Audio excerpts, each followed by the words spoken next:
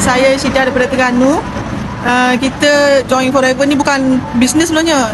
Buat ni sebab nak makan untuk sihat lah. Saya masalah usus kanser rektum bahagian bawah. Lepas tu saya Bukan join, kanser, dia macam tumor kanser jugalah. Sebab tahap 4 kan. Tapi benda tahap ni kata kalau hospital tak ada tahap dia bukan kanser, tapi kalau tahap 1 2 dia pakai kanser lah. Tapi sebenarnya benda tu kata penyakit kita setiap penyakit ada penawar kan. Jadi saya sebenarnya guna Forever ni untuk suami.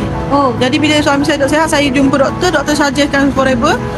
Lepas tu saya tanya doktor sebab apa doktor boleh jual Forever. Dia kata sebab saya doktor lah, saya kaji, saya tengok dia punya ingredient semua tu, saya rasa dia memang boleh membantu orang. Jadi saya kata doktor buka sebab 16 tahun saya sakit tu, saya memang macam-macam jenis suplemen. Jadi alhamdulillah dengan Forever ni sebab nak bawa suami. Masa tu saya pun sakit lagi, mak saya baru lepas meninggal 3 bulan, suami pula sakit, jadi saya macam banyak terhalangan lah. Suami sakit masalah hati, tahap 2. Hati kuning Okey.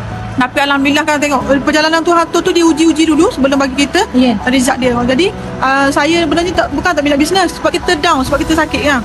Jadi saya buka kelas Quran kat rumah. Saya fikir bila buka kelas Quran ni kita dapat sampaikan ni lah akan datang kita mati pun benda tu bahasa berpanjangan. Kita fikir, tapi Allah kata boleh pergi jauh. Sebab dulu saya nak belajar saya tak mampu. Sebab apa? Sebab sakit tadi. Tapi lepas pada saya guna Forever, Tuhan bagi saya dalam masa 2 bulan